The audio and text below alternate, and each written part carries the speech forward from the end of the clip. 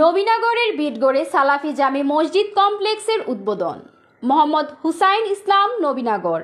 ব্রাহ্মণবাড়িয়া নবীনগর উপজেলার বিটগড় উত্তরপাড়া সালাফি জামে মসজিদ কমপ্লেক্সের উদ্বোধনীয় অনুষ্ঠান সোমবার 26শে মে সকাল 10টার ঘটিকায় অনুষ্ঠিত হয়েছে।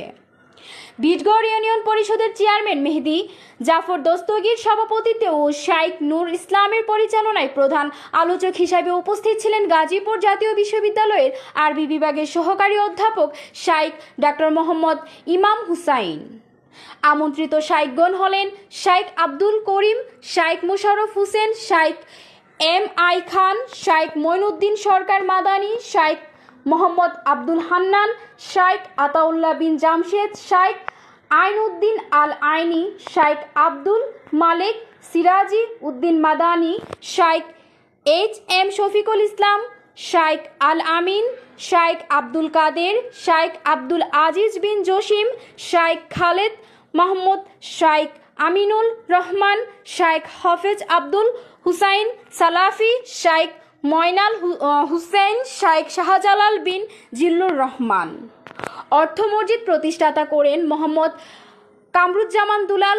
আমন্ত্রিত মেহমানগণ মোহাম্মদ এহতাশামুল খান, মোহাম্মদ আল আমিন, মোহাম্মদ আমিন মাস্টার, মোহাম্মদ শেখ সাদি, মোহাম্মদ মুসলে উদ্দিন, মোহাম্মদ রাসেল।